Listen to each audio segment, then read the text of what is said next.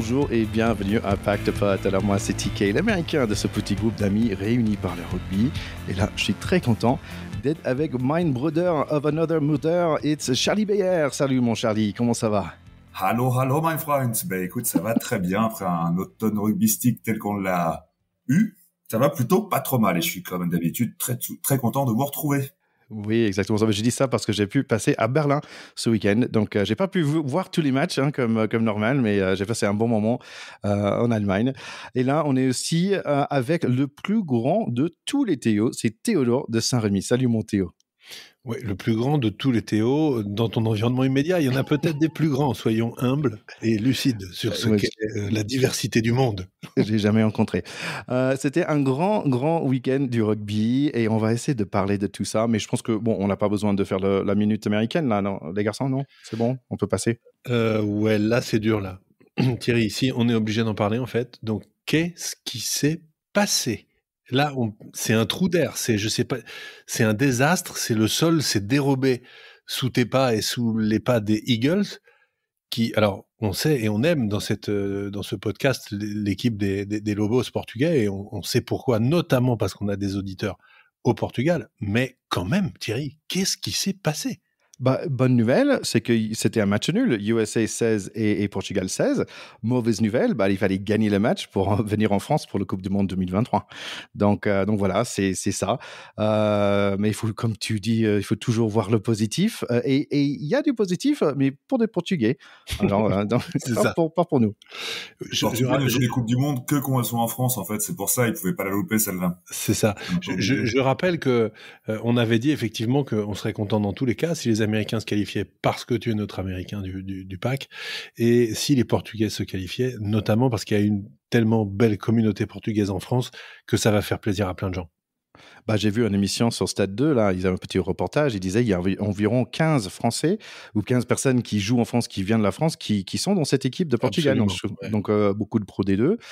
Et le coach, je connaissais pas, il s'appelle Patrice Laguesque, qui apparemment, c'est quelqu'un qui a 50 matchs avec l'équipe de France. Donc, je ne connaissais pas du tout. Alors, ça prouve, si tu connais pas Patrice Lagisquet, ça prouve que tu dois encore approfondir beaucoup ta culture de rugby français parce que Patrice Lagisquet, c'est vraiment un grand joueur du 15 de France des années fin 80 et 90, qui était un ailier, un joueur de Biarritz en particulier et qui était vraiment voilà, un ailier comme on les aime avec des cannes de feu et un superbe état d'esprit. Donc, savoir qu'aujourd'hui, c'est lui qui coach les Portugais qui viennent en France, c'est un petit clin d'œil de plus parce que tout ça, c'est très sentimental. Bon, dans les années 90, je ne savais pas que le rugby existait encore. Quand même, la célébration des Portugais dans leur vestiaire de Foclo, c'était vraiment, ils s'amusaient bien. C'était un petit vestiaire comme on connaît bien, Charlie, moi et toi, et ensemble. Et vraiment, ils avaient vraiment la banane, donc je suis que pour être content pour eux. Mais quand même, grand dommage pour USA, une population plus de 300 millions, une économie aussi puissante, on n'arrive pas à faire le minimum pour y entrer dans des meilleures équipes pour aller dans ce mondial. Donc, un peu déçu, bien sûr, parce que bon, ça va prendre un peu de temps pour les MLR de hausser le niveau de rugby aux States. Bonne nouvelle, par contre, toujours au positif, mon Théo. Le rugby femmes universitaire est maintenant sur ESPN+. Donc, c'est un bon signe, au moins, pour les femmes qui jouent au rugby aux States. Attends, Thierry, j'ai entendu une autre bonne nouvelle pour toi aussi, je crois. Oui, effectivement, parce qu'apparemment, Eddie Jones est sur la liste courte des personnes qui veulent embaucher aux États-Unis pour 8 ans. Après ce Coupe du Monde, peut-être il y a Eddie Jones qui va venir aux States. Qu'est-ce que vous pensez, les garçons? Quelle dégringolade pour cet homme.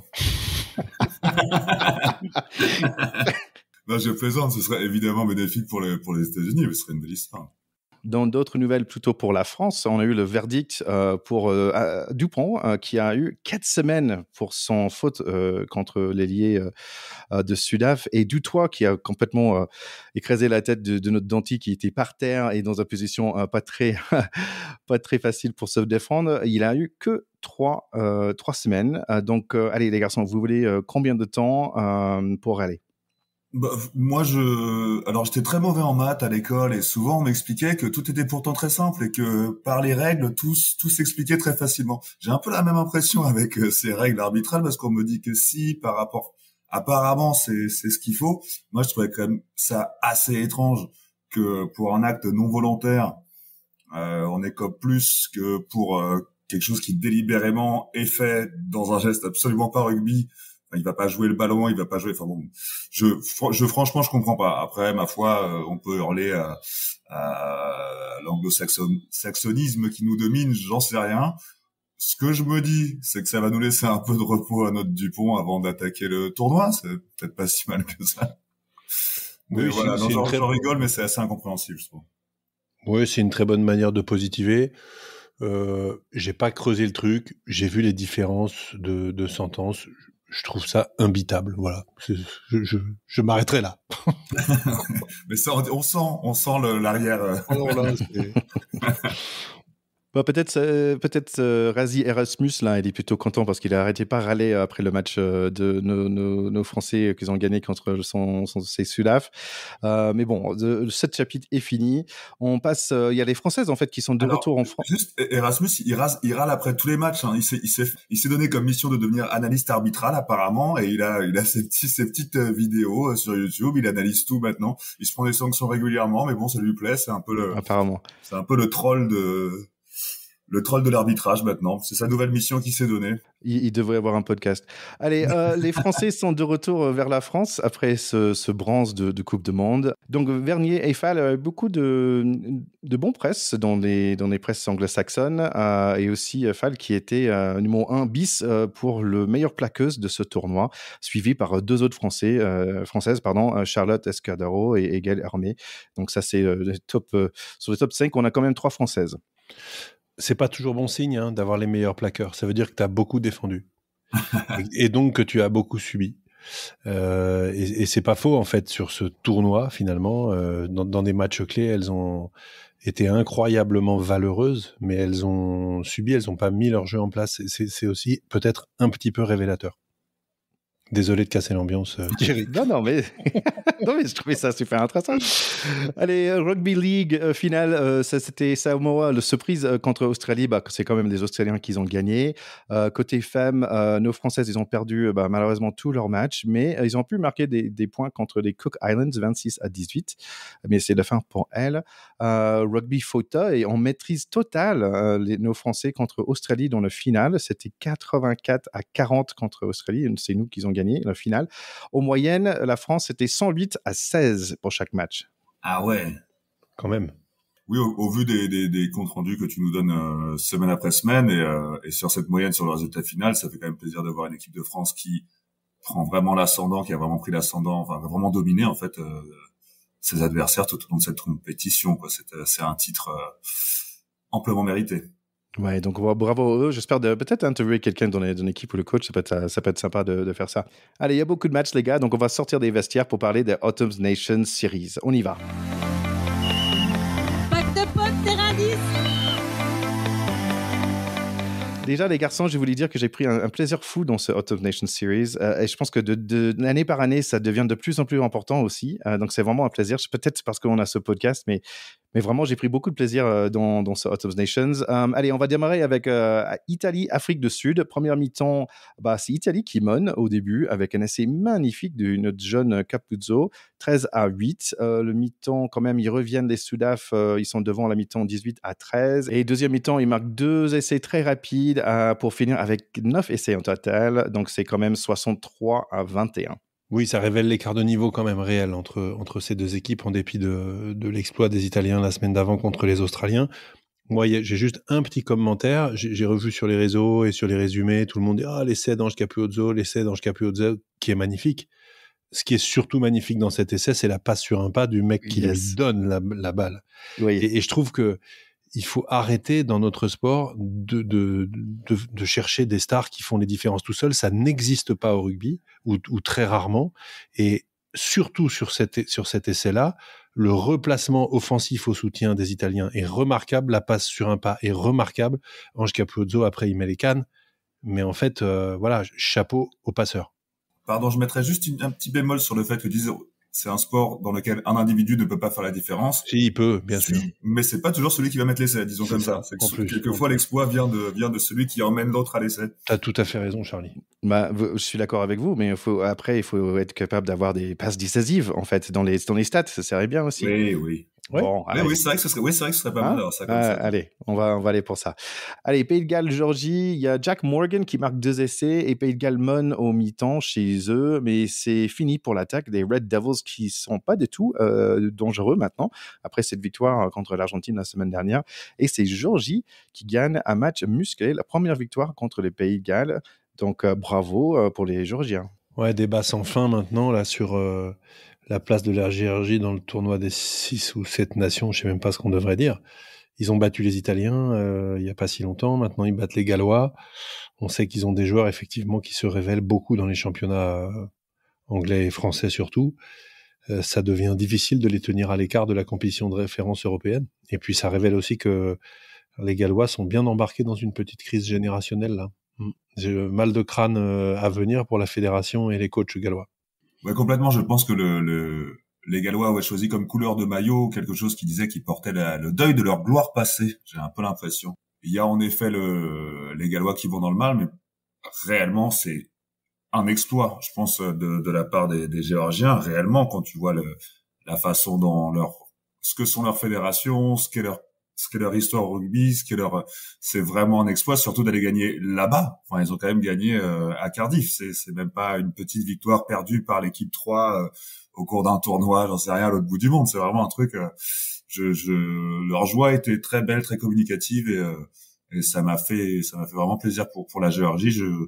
C'est la nation émergente du rugby européen et il faut lui laisser une place si vraiment on veut sortir de l'entre-soi du rugby qui est un peu de la tare de nos sports.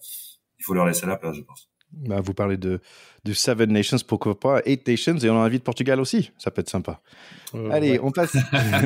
Il y aura pas de malheureux comme ça.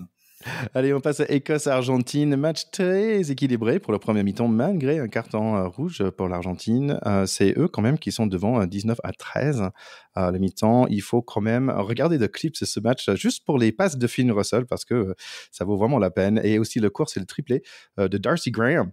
Vraiment tous les deux dans un grand jour de rugby. Ça finit 52-29, un gros score peut-être, oui, parce que quand même il y avait 5 cartons jaunes dans le deuxième mi-temps, 3 contre l'Argentine, 2 contre l'Écosse, donc il y avait quand même de l'espace. Oui, et puis dans la tradition argentine qui se contrôle pas bien, on a Marcos Kremer qui rentre comme un bourrin dans le regroupement, qui prend un carton rouge. Merci d'être venu, Marcos. Et il est quand même assez grave, hein. Je suis désolé, mais il est gaillard et il fait rêver sur le gabarit, mais il est lourdingue. Aucune surprise de ce côté-là. Allez, on passe à l'Angleterre-Nouvelle-Zélande. Un match qui a démarré dans un scandale déjà et a fini un peu de la même façon. Apparemment, parce qu'il y avait le Swing Low, Sweet Chariot qui était chanté pendant le haka. Bon, Théo, qui n'est pas très fan de haka, qu'est-ce que tu en penses de ça? Joker. Moi, ce qui m'a surtout fait marrer pendant ce haka, c'était qu'Owen Farrell vous avait ressorti sa tête Made in demi-finale 2019. Et bon, ça va bien faire pour le clin d'œil parce que les mêmes internets se sont donnés à cœur joie. Mais surtout, ce qui m'a fait marrer, c'est que ça m'annonçait la même guerre. Au moins, ça a bien chauffé les Blacks. Ils avaient 2 essais en 9 minutes. Ils s'étaient 17-3 avec un dominus total par les Blacks pour les premières mi-temps. Démarrage de deuxième mi-temps, un peu la même chose, 25-3 à 50 minutes. Mais les Anglais, ils ont réussi à keep calm and score tries. C'était 10 minutes à la fin. Marcus Smith a fait une jolie course et c'est Stewart, le pilier, avec un joli 133 kilos, qui a marqué son premier essai. Il y en a encore 2 autres en quelques minutes. Et donc, ça finit à 25-25 où finalement, le jeune Marcus Smith, il botte en touche, un peu la surprise de pas mal de monde. Ouais, il a été très décrié pour ce geste, hein, puisqu'ils avaient la possession, donc ça reste un test match, c'est pas une qualification avec élimination derrière si tu perds. Ne pas tenter d'aller chercher la gagne, c'est vrai que ça se discute quand même, ça se discute. En même temps, ce comeback pour finir à 25-25 vaut quasiment une victoire. C'est là où moi je serais plus mesuré dans la condamnation de cette attitude-là. Ce match, moi je l'avais dit, hein, je suis très très fan de ces matchs Angleterre-Nouvelle-Zélande. Faut pas oublier que les Anglais sont les inventeurs de ce sport, et 2, les Néo-Zélandais sont un peu les fédéraires du rugby. C'est-à-dire, même si on les double, même si un jour il y a des équipes 4 fois championnes du monde, etc., ça reste quand même l'équipe qui a le plus grand ratio de victoires dans toutes les confrontations contre les autres.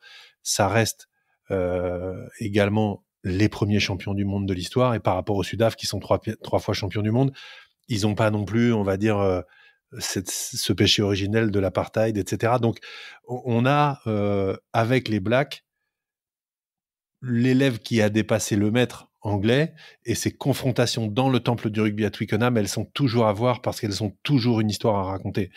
Et là, on s'est pas trompé. C'est-à-dire que ce comeback 25-6 à la 71e, arrivé à 25 partout, c'est un truc de dingue. C'était franchement à mettre n'importe quel, même les gens qui aiment pas le rugby, regardez ce comeback-là, arriver à ce 25 partout, ça révèle tout ce qu'il y a dans ce sport d'incroyable. Et je trouve que ça révèle aussi deux choses. C'est que, un, les Anglais sont pas morts, et que deux, les Blacks sont pas complètement guéris et sont pas complètement redevenus eux-mêmes, parce que je pense que statistiquement, des Blacks qui prennent un 25-6, ça fait quoi ça 19-0 en 9 minutes en fin de match, je pense que ça n'est jamais arrivé dans l'histoire du rugby.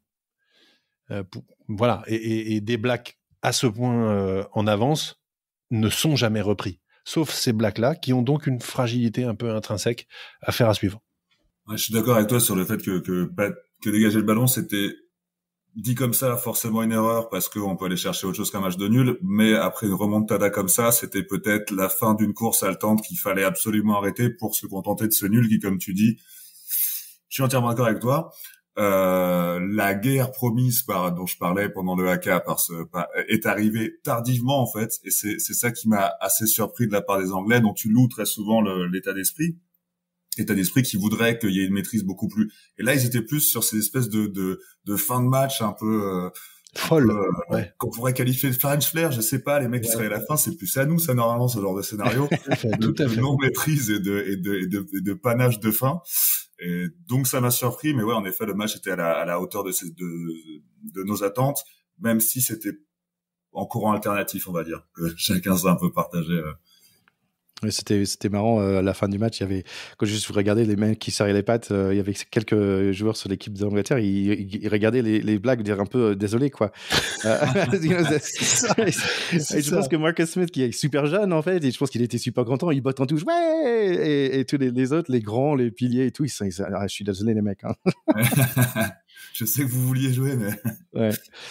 Allez, on passe à Irlande-Australie. Après une journée avec pas mal d'essais, voici un match super bourrin pour le prime time du samedi soir. C'était 3-3 jusqu'à l'essai de Aki à 67 minutes quand même. Donc voilà. Ça devient rare, hein, des scores comme ça dans le rugby moderne. Franchement, c'était tristounet. Hein. Ça finit 13-10. Le seul highlight que j'ai vu de ce truc, c'était un joli coup de pied du pilier, Ted Furlong, qui a fait un joli coup de pied. Et peut-être un peu le locomotive Skelton de La Rochelle qui a roulé sur tout le monde.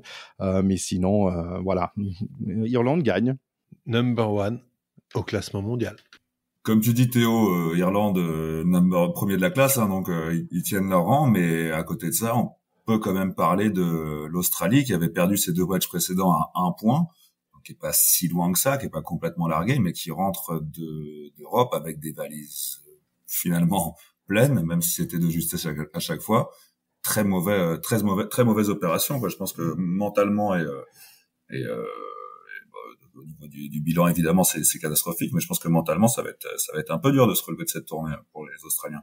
Oui, il y a clairement un petit boulot, un petit creux de vague. Ils sont aussi, je pense, en interrogation sur leur leadership. Ils ont des grands joueurs, mais ils avaient leur troisième lignel qui était capitaine très rayonnant et comment il s'appelle Hooper, qui a eu des problèmes un petit peu psychologiques, qui a arrêté, qui est revenu, etc. Et je pense que, mine de rien, ça se sent. Le rugby est un sport de détermination, le rugby n'est pas un sport de doute. Donc, ils sont dans le doute parce que leurs joueurs cadres sont dans le doute.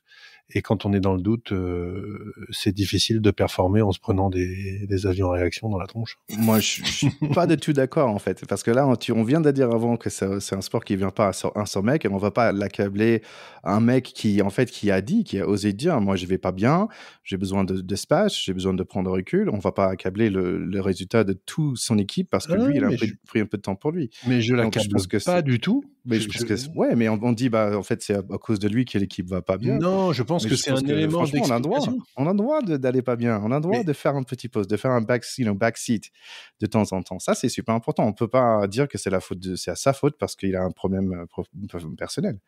je pense que la performance de haut niveau et la performance collective qui a besoin aussi de s'incarner dans des leaders ne fait pas bon ménage avec la souffrance ou l'interrogation. Voilà, c'est pas du tout, je l'accable pas. En plus, je trouve absolument que ce que tu dis est vrai. Et il y a eu plein de débats en plus dans plein d'autres sports sur la santé mentale des joueurs de haut niveau, sur la pression que se mettent que ce soit les gymnastes, etc. Et dans plein aussi. d'autres disciplines, le tennis et tout ce qu'on veut. Donc, je pense que c'est très important que la parole soit libérée là-dessus. Néanmoins, reprenons les bases de ce sport, qui reste un sport de combat collectif dans lequel tu as aussi besoin d'avoir des leaders qui sont des mecs qui ne se posent pas de questions et qui te montrent la voie dans la victoire et pas seulement dans l'introspection ou dans la difficulté. C'est ça que je dis et je pense que peut-être qu'ils retrouveront une voie et qu'ils rebondiront peut-être même encore plus fort grâce à ce passage à vide qu'il a eu. Mais à mon sens, aujourd'hui, cette incarnation de leadership qui a affiché sa fragilité, il y a une part d'explication là-dedans dans les difficultés que traverse cette équipe. Peut-être ce qu'on peut dire aussi, c'est que personne d'autre a pu prendre le relais et pu C'est le remplacer. ce que ça veut dire aussi.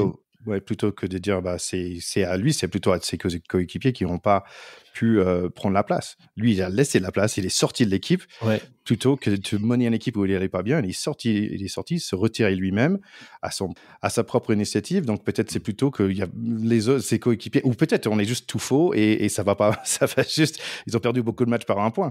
Tu vois, peut-être on parle de ça. Oui, c'est vrai aussi, mais imagine si demain, évidemment je ne le souhaite pas, mais si demain Antoine Dupont disait, voilà, je me retiens un peu, j'ai des problèmes, j'ai des machins, etc., ça impacterait l'équipe. Forcément, parce que oui et non. Elle est pas toute seule. La preuve, là, ils jouaient pas et ils ont gagné quand même.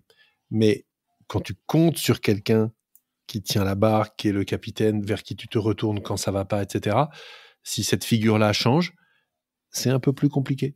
C'est tout ce que je pense. Mais je vois qu'on n'est pas d'accord, Thierry, ça me plaît. C'est bien. Ouais, non, c'est super intéressant. Moi, j'aime pas voir mes parents se disputer. Non, mais je pense que c'est une question super intéressante. Moi, je pense que si Dupont, il devait partir parce qu'il avait des problèmes qu'il se sentait mal et tout, la France se ressoudrait autour de sa disparition et pour lui, il irait gagner cette Coupe du Monde.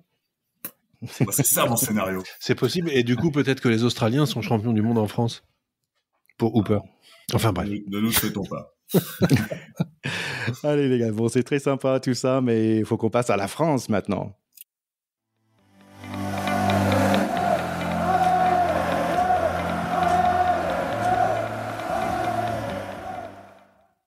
Allez, France-Japon. La France est sous le regard du capitaine Charles Olivon avec son œil de beurre noir. Il y a quelques changements. Il y a Wardy pour Cyril Bay, il y a Tarif Fifenois pour Flamand et le coup pour Antoine Dupont.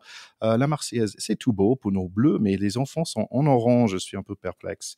Perplexe comme la défense française dans ce début de match. Grosse percée aura tout de suite près de nos 5 mètres, les Japonais. Pénalité contre nous. Ça réveille. Et les Japonais, ils ne prennent pas les points, ils ont envie de jouer. Mais notre pack de paysagistes déterre le gazon sur notre 5 mètres. Notre défense et notre jeu de pied les fait reculer, les Japonais. Fiku est partout, mais pas pour longtemps.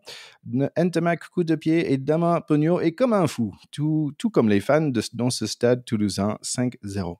Marchand gratte, Marchand dans l'axe, Marchand qui protège, c'est un Marchand match. 11-0 grâce à 2 pénalités de Ramos, plus de Ficou, entrée Makolou. Grégory Andrit a retrouvé ses jambes, jolie balade de plus de 50 mètres, mais on ne profite pas, pénalité contre nous. Peut-être l'arbitre était fatigué parce que ça court partout. 11-3. Notre mêlée est bon, Ramos est calme derrière, Ntamak un peu moins. Petit effrayeur à 25 minutes après un touch mal maîtrisé. It is slippery et tout le monde glisse partout. On y va avec les gros alors, 14-3. On est pas mal, mais on n'est pas top non plus. Au moins, le public s'amuse beaucoup. Maxime Lecou fait un joli sortie, passe à Olivon qui est toujours présent au soutien, content de l'avoir de retour. Essai 21-3. Les Japonais tombent sur le grand mur de Gelanche. Marchand et c'est un sérieux gratteur. On a presque marqué, mais en avant. Waki juste avant la mi-temps. Deuxième mi-temps démarre comme la première, grosse percée au milieu de terrain pour les Blossoms et Saito qui marque son essai surprise, 21-10. Difficile ce début de deuxième mi-temps pour la France. Joli moment où il y a un Marchand qui perce, et notre attaque commence à rouler, mais Penaud fait un passe hyper dangereuse et on recule. Encore Marchand qui fait un plaquage que je pense nous sauve un essai. Ramos relance, mais le coup se débarrasse du ballon avec un coup de pied et du coup on est dans notre 5 mètres encore.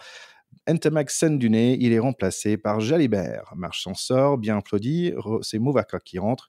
Et tout comme un nouveau, c'est Chaluro. Et 2 minutes plus tard, c'est les 3 joueurs-là, ils sont responsables pour l'essai qui suit. Jalibert avec un coup de pied juste, il passe à son soutien Chaluro qui est plaqué sur le 2 mètres. Movaka qui est présent pour le protéger. Le jeu s'écarte et finit dans les mains de qui ? De Penaud pour le doubler. On commence à être à l'abri, sauf qu'Ardrit fait un en avant grossier comme la semaine dernière, le pauvre. Dommage parce qu'il fait un super match. Touche japonais et molle et essai pour le 11 Fifita qui a bien pesé aujourd'hui côté Japon. Au moins, le jeu commence à s'ouvrir. On y va, dit Jalibert, et Dante fait son acrobate, mais c'est refusé. On tente des trucs, mais ça ne passe pas, parce qu'il manque un petit quelque chose, et c'est bon. Jalibert l'a trouvé, up and under pour lui-même, passe à Aldrit, Dante dans le coin, et le ballon se retrouve dans les mains de Jalanche. 35-17. Est-ce qu'on va laisser les gentils japonais marquer dans les 6 dernières minutes ? On essaye quand même de les laisser marquer. On essaye vraiment de les laisser marquer. Mais non, les Brave Blossoms, ils vont perdre 35-17 pour ce super match de l'équipe de France. Bah écoute, encore une fois, je me suis personnellement régalé. Après, c'est vrai que c'était un match, n'en déplaise aux Japonais, mais quand on est sur 13 victoires d'affilée, où on a sur un titre de Grand Chelem du tournoi qu'on a battu l'Afrique du Sud et les All Blacks, bon bah en fin de tournée, recevoir les Japonais, c'est un petit peu moins frémissant que le match auquel on avait eu droit la semaine dernière.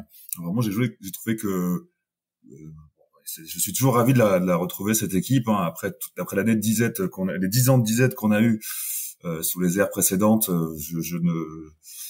Il faut mesurer sa chance, hein, qu'on a d'avoir des comme ça à regarder. À titre, je suis ravi d'avoir retrouvé Olivon dans son capitanat qu'il avait perdu sur blessure, un peu dur. Je pense qu'il a eu des périodes compliquées. Et le fait d'arriver comme ça tout de suite sur la scène internationale, retrouver son niveau, retrouver ses galons et retrouver l'embut adverse aussi, parce qu'il y allait souvent et il y retourne assez facilement. Ça fait très plaisir. Je suis aussi très content. Pour moi, sur ce match-là, Jalibert, il a fait une entrée formidable. Je pense que c'est pas évident quand t'es dans l'ombre de Ntamak, qui est un peu badé par tout le monde et qui a l'air d'être difficilement déboulonnable. C'est dur de faire son nom et sa place. Il l'a fait clairement et avec brio.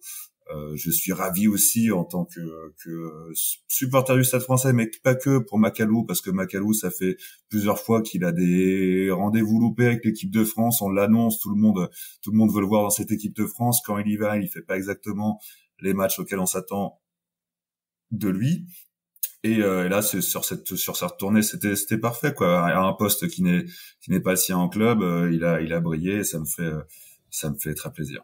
Oui, sur Macalou, qui est effectivement une des attractions de cette tournée, je crains en fait qu'il soit malgré tout réduit à ce rôle d'impact player, et il est tellement polyvalent et talentueux que je pense qu'avoir un mec comme ça dans l'effectif maintenant, il a coché la case tu vois, le squad, je pense, ne s'en séparera plus. En revanche, j'ai du mal à le voir avec une place finalement de titulaire, puisque faut pas oublier que aux ailes, Penaud est quand même indéboulonnable. Sur l'autre aile, je pense que on a quand même Gabin Villiers qui devrait revenir aussi. Et donc, on a des spécialistes du poste qui seront difficiles à déloger. Et en troisième lignelle, Olivon, Jelonche, aujourd'hui, ils sont quand même d'une complémentarité tous les deux et d'une efficacité quand même assez redoutable. Même si sur ce match-là, Jelonche a été pris en défense 2-3 fois, je trouve un peu à défaut. Je partage avec toi le fait que le retour d'Olivon avec le brassard est probablement une bonne nouvelle. Je serais pas surpris qu'il le garde. Ah ouais, j'aimerais beaucoup. Et je pense que ça aurait probablement du sens parce qu'on a mis tellement de choses sur les épaules d'Antoine Dupont que être le meilleur joueur du monde, de l'équipe, le machin, le ministre de l'Intérieur, le truc, le mec de Toulouse, à un moment, laissez-le un peu vivre et mettez peut-être la pression du capitanat sur les épaules d'un autre. Elles sont costauds, c'est un mec super qui en plus, ça a l'air de très bien fonctionner entre eux, donc moi j'aimerais bien ça. Après, Jalibert, c'est pas une entrée qu'il a fait, c'est un braquage. C'était extraordinaire. Non, mais franchement, on roupillait quand même un peu sur ce match. Bon, la défaite contre les Japonais a été, je sais pas comment on peut appeler ça, une déflagration, un tsunami, puisque c'est voilà, c'est un mot japonais, sans mauvais jeu de mots. On pouvait pas vraiment perdre contre ces Japonais qui ont été tout à fait fidèles à leur réputation et qui 2-3 fois nous ont mis complètement dans le jus et en difficulté avec leur spécialité, qui est ce jeu ultra rapide, ultra opportuniste et ultra précis. Par contre, ils souffrent trop physiquement pour tenir la route dans la durée. Donc, on ne pouvait, entre guillemets, pas perdre. Néanmoins, on n'a pas affiché non plus une sérénité de tous les instants. On n'est pas devenu l'équivalent des Blacks des grandes années qui te passent 50 ou 60 points aux équipes inférieures sans mollir. On finasse un peu, quoi. Ouais, on a que de doubler le score, donc on aurait pu tripler, c'est un peu mieux quand même. C'est ça que tu dis, en fait. Complètement. Et je trouve que Ntamak, alors, on a un pack qui est un petit peu moins conquérant quand même. Je mets de côté Julien Marchand qui a fait un match exceptionnel. Incroyable. Je pense qu'un joueur comme ça, enfin, sur ce qu'on a vu sur tout le week-end, c'est le meilleur talonneur du monde, c'est évident. Enfin, je veux dire, là, ça a explosé quand même, en particulier sur ce match-là. Après, collectivement, je trouve que notre équipe peine à prendre complètement le dessus sur le paquet d'avant adversaire. Et du coup, les 50-60 premières minutes, quand il n'y a pas encore les espaces liés à la fatigue, pour Ntamak, c'est difficile. Est-ce que si Jalibert faisait les 60 premières minutes et Ntamak les 20 dernières, ce serait pas l'inverse? Peut-être. Donc, je crois que la chance qu'on a, c'est d'avoir deux ouvreurs de ce talent-là et de se dire que finalement, que ce soit l'un ou l'autre qui commence ou l'un ou l'autre qui rentre à la 60e, c'est pareil. Et tout le challenge des coachs, c'est d'arriver à faire en fait qu'ils ne soient pas frustrés d'être remplaçants. Et je pense que c'est un grand challenge. Ils vont y arriver, j'en suis persuadé. Et quand on voit l'entrée de Jalibert qu'il fait, moi je roupillais un peu honnêtement, c'est exceptionnel. Exceptionnel la rentrée qu'il fait. Et grosso modo, il sauve complètement la fin de match et l'impression de fin de tournée de la Houghton Cup. Ouais, j'ai pas dit de mots en effet sur les Japonais qui, comme tu le dis, méritent d'être quand même mis un peu en avant. C'est vrai que leurs deux premiers essais étaient complètement construits. Tu vois vraiment un truc d'équipe calibré. C'est une construction totale. Et nous, je nous trouvais plus sur des fulgurants. Enfin, évidemment, quand on a parlé du travail de Galtier et de ses équipes, il y a pas à remettre en cause le fait que ça vienne pas de nulle part, hein. On a quand même l'impression de plus de fulgurance côté français et d'une sorte de discipline d'équipe et de construction écrite du côté japonais. Ouais. Moi, j'étais juste content qu'il pesait un peu moins quand même, parce que là, après les près des 2 derniers matchs qu'on a fait, je disais: «Ah OK, les impacts, OK». C'était un peu moins brutal qu'on a vu les 2 dernières semaines, je trouve. Donc j'étais un peu content pour nos chers bleus, au moins pour leurs épaules. Ouais, j'ai entendu aussi que, a priori, le staff avait choisi de maintenir la même équipe presque, hein, sauf les mecs blessés et les suspendus, face à ces trois, dans le cadre de ces 3 confrontations, notamment parce que pour être champion du monde, il faut battre au moins 2 équipes du Sud d'affilée, plus enchaîner des prestations honorables contre des équipes réputées inférieures. Et c'est vrai que là, taper les Australiens, les Sudaf derrière, on se dit, oui, c'est possible. D'ailleurs, on l'a déjà fait. On l'a fait l'année dernière. C'était de peu, mais on l'a fait quand même. Et je pense qu'il continue de rentrer dans la tête de cette équipe. Vous pouvez gravir l'Himalaya, les gars. C'est possible. D'ailleurs, on va faire l'Annapurna, le machin. Regardez, 6000, 6005. Ouais. Là-haut, c'est 8000. OK. Commençons par faire plusieurs fois 6000 sans souffrir et en arrivant en haut avec encore un peu d'air dans les poumons. Vous verrez, 8000, c'est pareil. Et je pense qu'ils sont complètement là-dedans.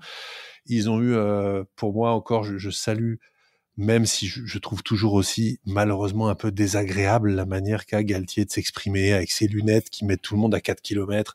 Je trouve ça très particulier. Mais on s'en fout en fait. Il n'est pas là pour être notre copain. Il est là pour que le 15 de France soit champion du monde. Et je pense que il continue d'avoir une feuille de route impeccable.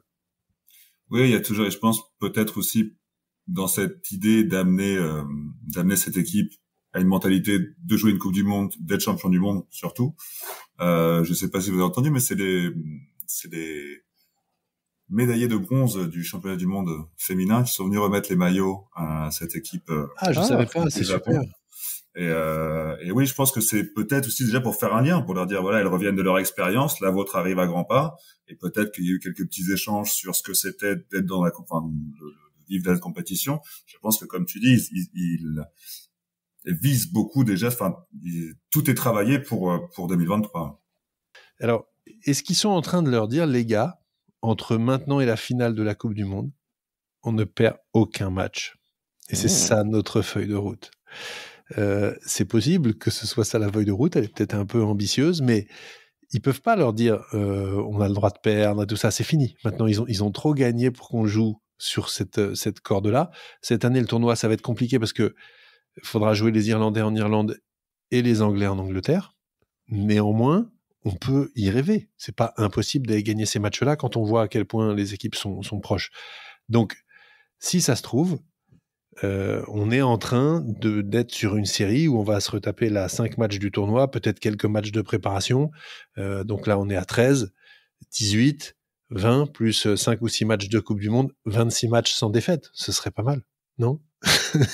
Tu vends bien le rêve, mon cher Théo. En fait, c'est ce qui un petit peu. Ils ont fait les Anglais, si tu te souviens de cette documentaire qu'on a vu sur la victoire de l'Angleterre dans leur Coupe du Monde. C'est ce qu'ils ont fait. Ils ont pas perdu pendant très très longtemps avec cet objectif de gagner la Coupe du Monde. Ils ont fait. Ils ont fait. Allez, juste un petit dernier mot. Moi, je voulais juste Wardy bravo pour son entrée. Je trouvais ça super bien. Rentrée. Waukie, super rentrée. Lui, il a gagné son billet. Hein. Ouais. Waukie aussi. J'étais content de retrouver très bon dans les airs. Donc voilà, je trouvais. Il y avait certaines personnes qui disaient que c'était un boring match, mais pas moi. Moi, je suis bien marré. Allez les garçons, il y avait quand même des World Rugby Awards, donc je voulais partager avec vous. Alors c'est le fameux Van der Flyer d'Irlande. En fait, il n'est pas Sudaf, il est Dutch. C'est le Dutch Dubliner parce qu'il a joué quand même pas mal à Dublin, qui a gagné World Rugby Player of the Year. Women's Player of the Year, c'est Nouveau-Z Raihayi Demon, pardon pour la prononciation. Et bien sûr notre préféré Capuzzo Italie comme révélation de l'année. Aussi Wayne Smith, comme on a dit, qui était le coach des Nouveaux-Z des femmes, qui a gagné le coach de l'année.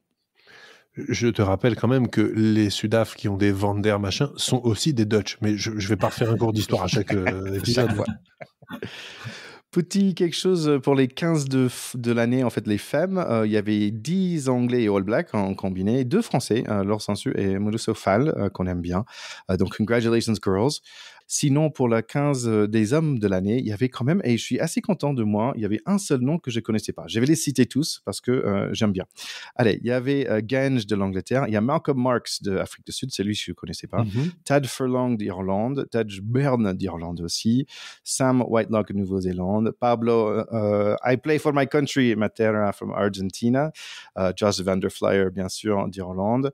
Et quelqu'un à nous, Grégory Aldrit de la France, Antoine Dupont aussi, petit Johnny Sexton d'Irlande, Korobete d'Australie, Delandé d'Afrique du Sud, Am aussi de l'Afrique du Sud, Will Jordan de Nouvelle-Zélande et Freddie Stewart de l'Angleterre. Ouais, bon, c'est quand même un peu bidon comme truc parce que c'est des équipes, on les verra jamais jouer ensemble. Donc, dans un sens, oui, c'est... Bon, on peut toujours s'amuser à faire des classements comme ça. Mais personnellement, j'en pense rien. Apparemment, tu n'as jamais vu NBA Jam avec Michael Jordan. Hein, ils ont joué contre les aliens dans l'espace. Mais eux, ils le font. Ils jouent ensemble. Ou bien le Toulon des années 2010, ça ressemblait quand même pas mal à une équipe de ce type-là. Hein. Oui, c'était un peu ça. Mais bon, ouais, moi, le Matera qui collectionne ses jaunes, j'en pense la même chose que Théo, je crois. Bouh. Désolé. Non, mais après, vous êtes vraiment des mauvais camarades. Oh là là. C'est un peu le prix pour mettre un peu chaque équipe dedans, que chaque pays se dise, il y a quand même un de chez nous qui est représenté, parce que les autres, joueurs de l'année, c'est plus quelque chose. Je trouve ça bien aussi qu'ils aient récompensé les coachs champions du monde avec les garçons, vous avez jamais entendu des NBA All-Stars, des NFL All-Star Games? Bah bien sûr, il faut avoir des All-Stars, mais c'est bien, ça fait rêver des enfants. Sauf des grands enfants comme moi. Sauf Thierry, que les NBA et NFL, les All-Star Games, ils jouent les mecs. T'es invité, tu joues. Là, c'est pipeau, quoi. C'est un mec qui fait, c'est sur un papier, quoi. Ça, tu vois, c'est ça qui me va pas là-dedans. Là, je dis, on milite, du coup, oui, je suis d'accord avec vous deux. Mais ça veut dire pour conclure un peu, il faut juste militer pour que cette équipe existe sur le terrain. C'est ça.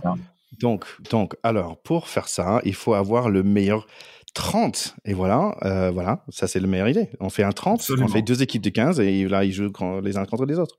Parfait. Ça va très bien. Et pour mettre des remplaçants, il faut 2 équipes de 22, ça fait le best 44. Voilà. Et on fait ça à Qatar pour faire plaire à tout le monde. Allez. Exactement. Semaine prochaine, on a quand même Pays de Galles. Il reste quelques matchs. C'est Pays de Galles, Australie. Si vous vous souvenez, la dernière fois, c'était 29-28. Pays de Galles a gagné contre Australie, qui étaient à 14. Donc, c'était très proche, un seul point. Même chose, Angleterre contre Afrique du Sud à Twickenham semaine prochaine. La dernière fois, c'était Angleterre qui a gagné aussi contre les Springboks de 1 petit point. Donc, il reste un peu de rugby sympa.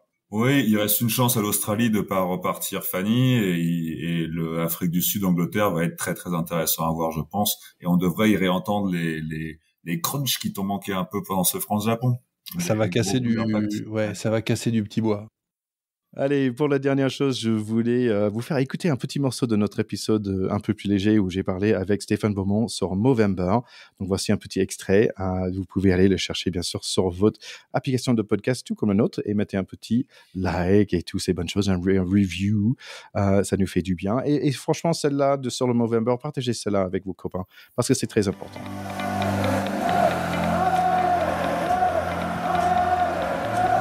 C'est des gestes simples, tu vas sur le site de Movember, tu t'inscris, tu regardes cette auto-palpation.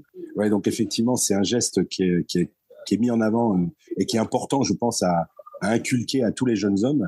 C'est effectivement cette auto-palpation des testicules et dès qu'on sent quelque chose qui va pas à ce niveau-là, il faut pas avoir peur d'aller chez le médecin. C'est pas une maladie honteuse, quoi. Et si à l'époque j'avais su ça, j'aurais été beaucoup plus vite soigné en fait. Et je pense que tu as utilisé le mot magique, c'était avoir peur. Et je sais pas pourquoi les hommes qui ne devraient pas avoir peur de quoi que ce soit, ça vient, ce peur de docteur et ce peur d'être malade en fait. Tu sais, j'en parle souvent. Je sais pas si on a peur du médecin. Je pense qu'en fait on est plutôt dans un concept d'homme fort, viril, prêt à tout, protecteur, etc., etc. C'est-à-dire, en fait, t'es une stature et on a, je pense, peur d'avouer certaines faiblesses ou de maladies. Et je pense que c'est au contraire être super fort, d'accepter qu'il y a des choses qu'on sait gérer, d'autres qu'on ne sait pas gérer, et de dire voilà, on va chez le médecin, on fait confiance aux autres, etc. On doit pas être tout seul. Tu sais, c'est un petit peu aussi Movember. Donc, on parle évidemment beaucoup des cancers, mais également, Movember lutte beaucoup sur la santé mentale et la prévention du suicide. Chez les jeunes de moins de 30 ans, c'est la première cause de mortalité quand même. Et 3 suicides sur 4 sont masculins. Il n'y a pas de raison. Et en fait, on est complètement, je pense, incapable de parler, de se tourner vers les autres. Comme on parle. D'ailleurs, tu vois, on parle beaucoup de sororité et on parle jamais de frérorité. Donc, les femmes sont beaucoup plus solidaires les unes avec les autres, globalement, que nous le sommes. Même dans le rugby, Ticket. Ouais. Et en fait, c'est intéressant parce que la raison que j'ai voulu faire ce podcast, c'est de dire c'est OK pour les hommes de parler de perte de poids, en fait. C'était à la base, c'était vraiment ça, de dire OK, j'ai droit d'avoir une difficulté et j'ai droit d'en parler.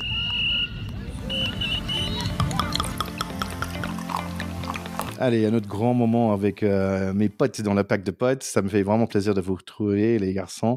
Ça va être notre dernier épisode pour un bout de temps. Là, peut-être en décembre, j'aurai un autre interview, mais on va faire un petit pause pour les vacances pour revenir en force pour le 6 Nations. C'est ça. Comme Dupont, on se retire un petit peu pour revenir plus fort. On commencera par Italie-France, à Rome. ce qui pourrait nous donner une 14e victoire. On peut raisonnablement l'espérer. Allez les gars, c'est tout pour aujourd'hui. Merci beaucoup d'être là. Ça fait toujours un grand plaisir. Allez, à bientôt. Salut les gars, c'était trop cool de vous retrouver. Et à tous nos écouteurs, n'oubliez pas de nous laisser votre avis ou vos likes sur tous nos réseaux. Gros bisous, à plus. Oui, salut les gars, salut à tous, à très bientôt. Bonne fin d'année, joyeux Noël à toi Charlie. J'espère que tu vas faire ho ho ho quelque part déguisé en Papa Noël. Et on vous embrasse tous très fort, même si c'est plutôt Thierry qui a la barbe du Papa Noël. Ciao. Allez, bye bye.